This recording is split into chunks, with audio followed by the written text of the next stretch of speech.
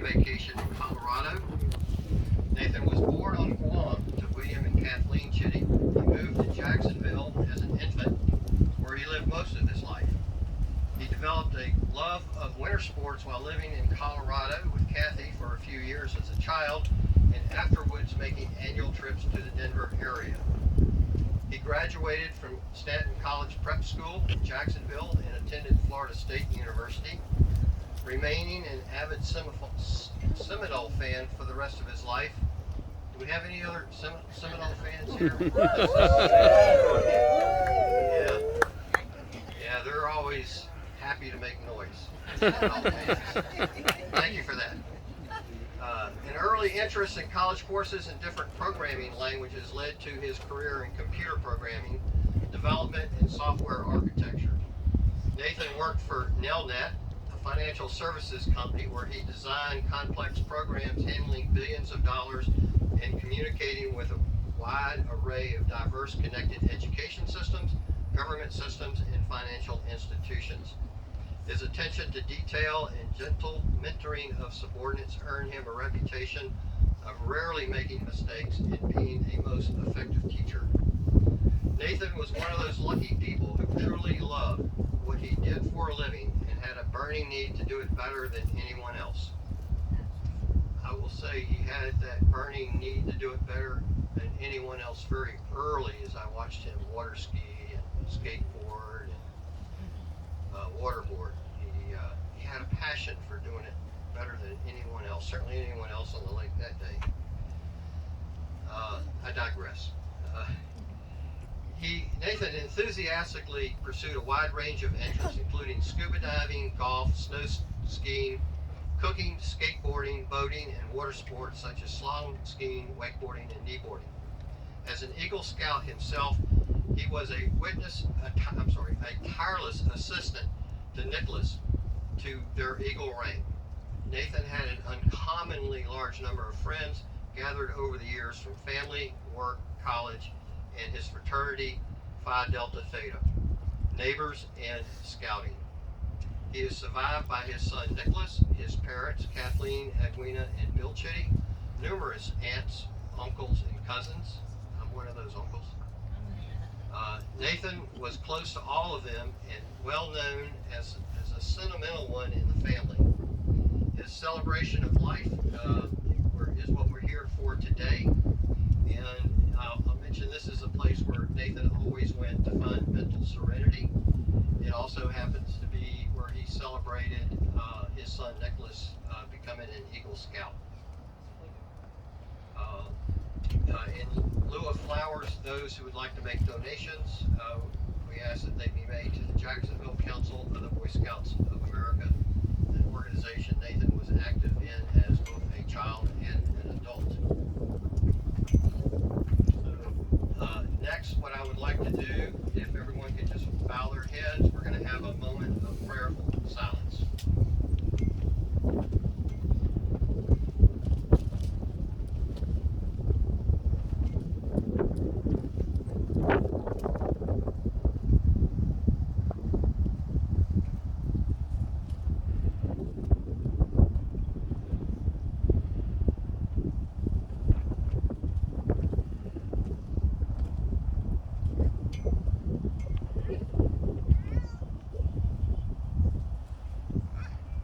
Next thing I would like to do is have Nicholas come up here and say a few words.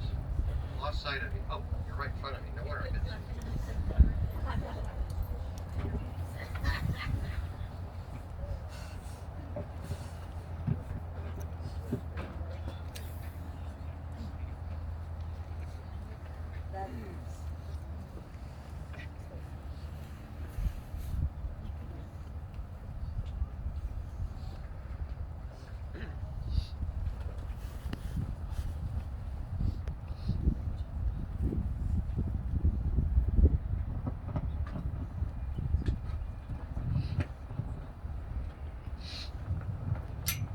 My dad used to hum Ripple by the Grateful Dead to me as a lullaby.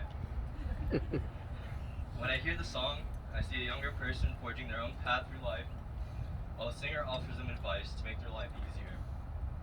It is up to the subject of the song to listen to that advice, for their path is their own, but the mentor can make it as easy as possible. Something I remember fondly about my dad is that he gave advice all the time, usually in the form of an anecdote. The funnier part about his stories is he would tell them to you 10 or so times. Whether that be because he forgot he told you or because he just thought it was that important. As he was helping me build or upgrade my computers, and a problem would pop up, he would tell me about his long nights at the sheriff's office, building computers and testing components one by one. The lesson here is to remove all variables and test. If the problem still arises, you have localized the problem. Over the years that I lived at home, it seemed like every time I made an upgrade or built a computer, he would tell me the story again, about how he needed to test each component of the computers in the sheriff's office one by one. You would have thought that after the first time I would just say Father knew best, but each time I thought I learned a more important lesson about computers and the way that they worked.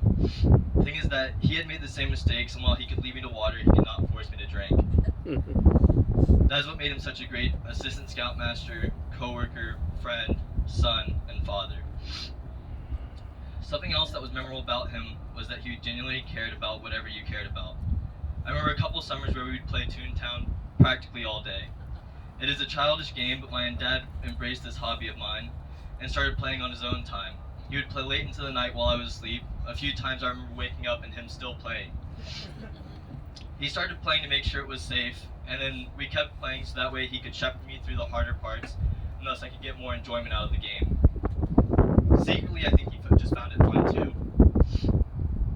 I had some of the best memories with him embracing my hobbies, from programming to hiking and everything in between. Over the past few weeks, I've spent some time with friends and family reminiscing about all the times we shared with him, and a couple things stood out. He was always down for a good time, and he always wanted to keep people happy. There are countless more stories that each of you have where he embraced your hobbies, likes, and dislikes to try and make the time you spent with him more enjoyable. I guess his philosophy was that life was just easier when the people around you were happy. Another part of my dad's philosophy is that there must be a God. The whole reason why we are here is that my dad always felt closest to God when he was outside enjoying his creation. Einstein once said, God does not play dice with the universe. If you ever talk to my dad about religion, you know that he was not religious, but he did have faith that God had a plan for him. My dad knew it was not a dice roll that he survived his car crash or the bicycle accident or his splenectomy. He believed he had a guardian angel looking after him for one sole purpose. And it was so that he could be the best father he could be and raise the best man he could. Now, most of all, I think we all gained a guardian angel. Thank you, Dad.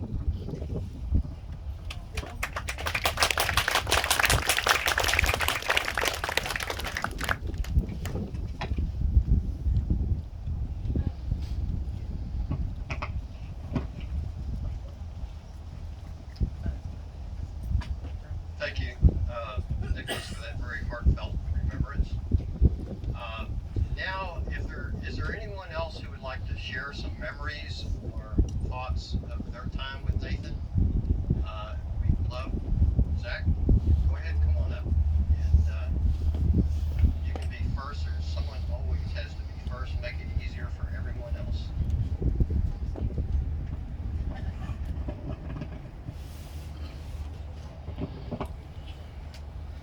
Thank you, Fred.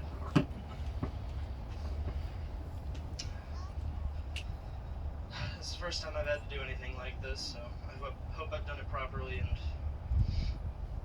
done it to a degree where Nathan would be happy with what I've got to say. Hello, everyone. For those of you who don't know me or just haven't seen me in a while, I'm Zachary, Nathan's nephew. I wish we were meeting under better circumstances, but nonetheless, I'm really happy to see you all. Writing this was difficult because when you think about it, a eulogy serves two parts: to honor the deceased and to comfort the ones they left behind. And really, both of those functions serve the living. We're all making our peace with what happened in private, but this event, this moment, is meant to be a reminder that we are not alone in mourning this loss.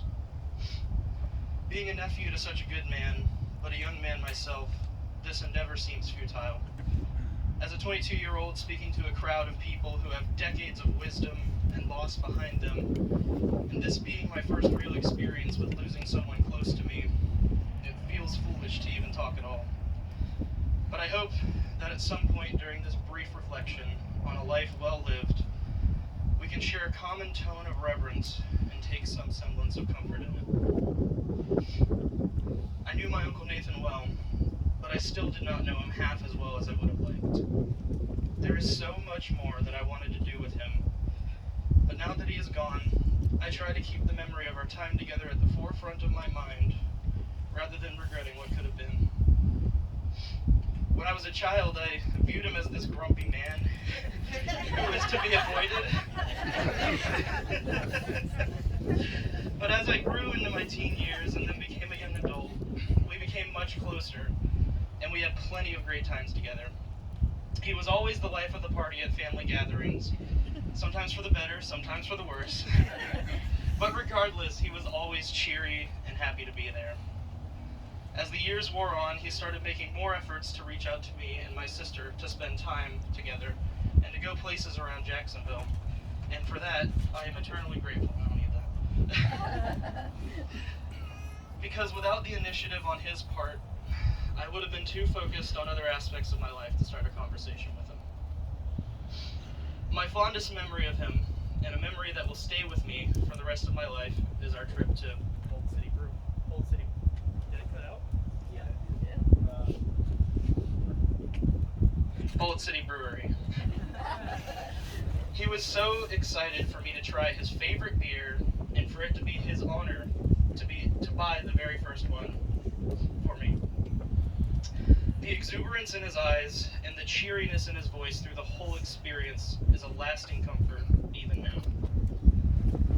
The last time I saw him was Christmas, where he was his usual cheery self. He was joking around with me, Alyssa, Nicholas, and Rachel without a care in the world. And his gift to all of us was gift cards, but as per usual, there was a catch. And the caveat was that they were trapped inside of puzzle boxes.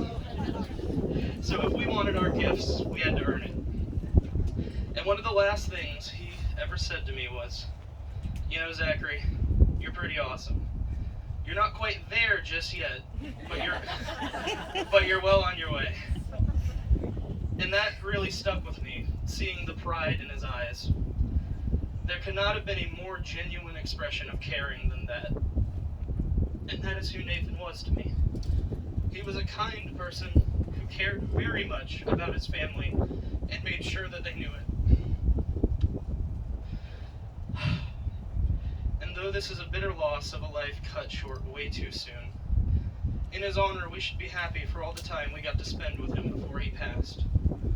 As many people have told me, and many have said time and time again to the point of cliche, as time goes by, it hurts just a little less each day. And one day we'll be able to look back on Nathan's life and the time we all spent together in remembrance with a fond smile. We're not quite there just yet, but we'll get there.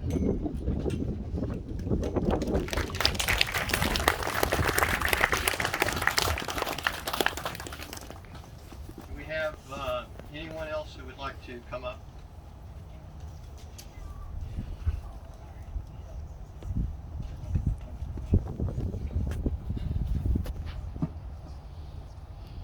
Nicely done, Zach.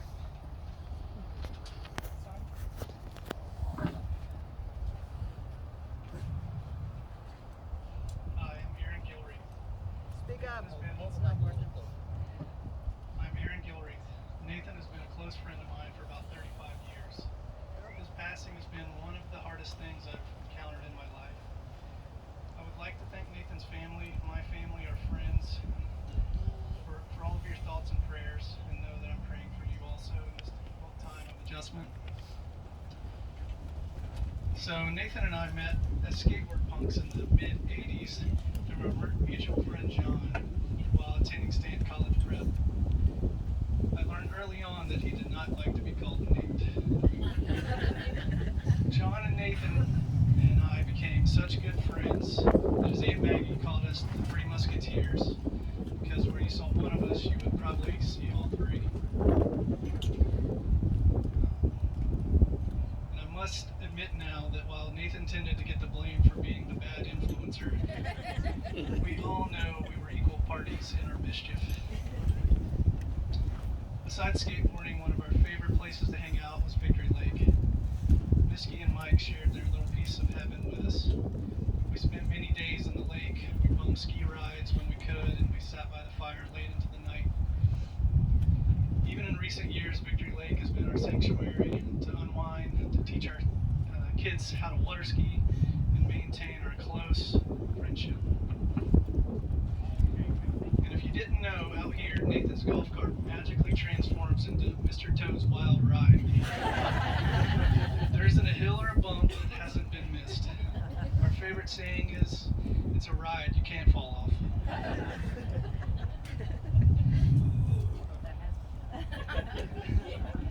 Nathan was a highly intelligent thinker with an excellent comprehension and rationalization skills. It definitely didn't seem fair that he had a photographic memory and I had to struggle through every bit of school memorization. He was the first kid I knew that had an Apple Macintosh computer. Nathan learned how to program computers, and that led to a successful career as an IT professional. Nathan could achieve whatever he set his mind to. Nathan was a devoted father. He loved his son Nicholas with all that he was and made sure that he had the best opportunity to succeed. He always had higher hopes for Nicholas than what he had achieved for himself. He was so proud of Nicholas in all that he has accomplished as an excellent student and a leader in the Boy Scouts and just being a well-rounded young man. As an Eagle Scout, Nathan believed in the Scout program to build character and leadership skills as well as enjoy the outdoors. He introduced my son and I to the program and helped my son Dylan along the way to achieving the life rank and started him on his way to Eagle. Nathan was also protective of my daughter.